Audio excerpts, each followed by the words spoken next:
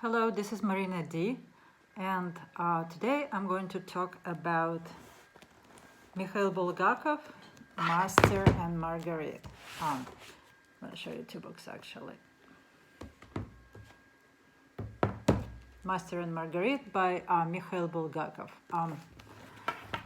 If you probably guessed by now, I have an accent, and my first language is Russian, so a lot of books that I read are in Russian language and by Russian authors, and I'm very glad and happy that I am, by knowing two languages, Russian and English, I've exposed myself, my ability to read expanded from Russian literature world to English literature world. Of course, we read books in translation by reading the author in its original language is a great pleasure. So these two books, I want to mention it because actually this book has been translated into English, and you can find it in Barnes & Noble, for example, in the bookstore. And I've got one for my husband, so he can read it in English. Mikhail Bulgakov. This book is incredible. I want to show you the Russian version. I got this. This is a special edition. It's a hardcover. See, it has a gold side of the pages, and illustrations are amazing and incredible. I love this book very much. So I read it a lot. I read it at least 3 times, and it's a very well known and probably one of the most read books in Russia, former Soviet Union. Have to say probably a few words about the writers. Mikhail Bulgakov. This book was never published while he was alive. He wrote it during the time of Stalin regime. He knew when he was writing it that he's writing it what was called into the desk. That expression means, I directly translated from Russian, on pisal v stol, to write into the desk, which means he knew that he was certain that it might never be published. This book was forbidden and wasn't printed until the 60s. Mikhail Bulgakov died and never knew that this book would become one of the greatest pieces of world literature, would be translated into many, many languages and considered a classic. What is it about?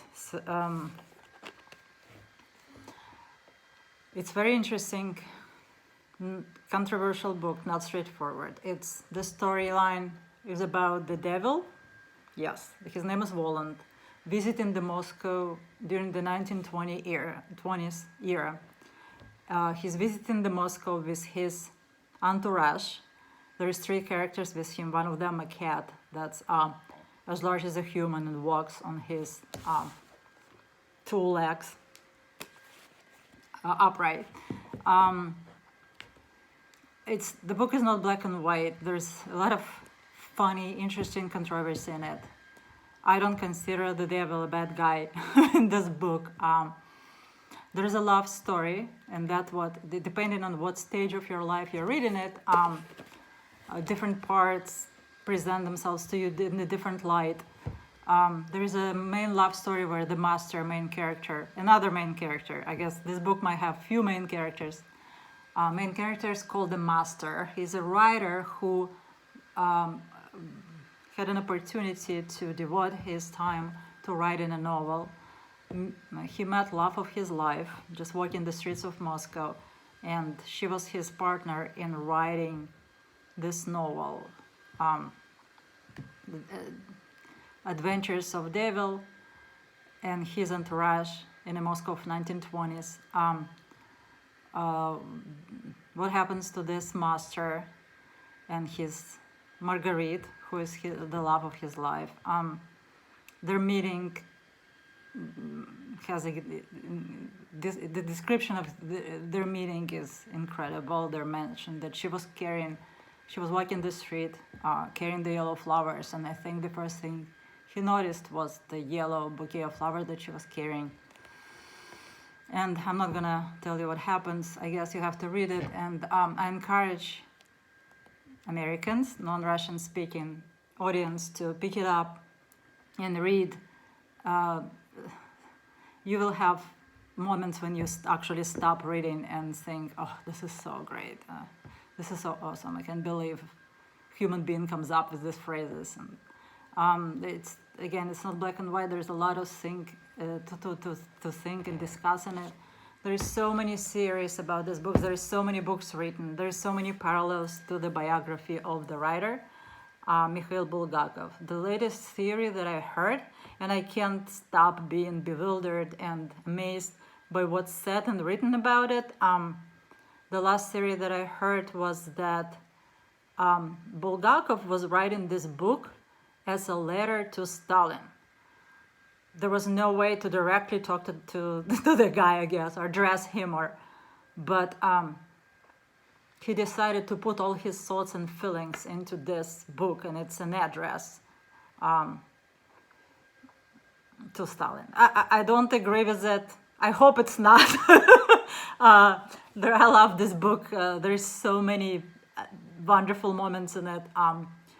But as many critics, as many scientists, as many literature intelligentsias out there, there's that many opinions. I just think that if you haven't considered it, find it, pick it up, read it. There is a lot to enjoy in that book. I might go back to it when I read it again. I started listening to it on tape. So my dad gave me a book for Christmas that's somewhat a biography of the writer, Mikhail Bulgakov. And that book mentions all the places that are mentioned in Master and Margarita. The Patriarch Pond, where the first opening of the book takes place, the meeting of the Jerusalem, where there is a parallel story of Jesus Christ being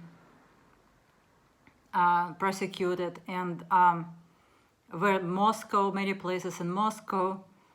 So I'm reading that book. I might have a few more things to say about the novel later on, but for now I just leave you with an introduction. I hope you'll find time to pick it up and consider it as your next good read.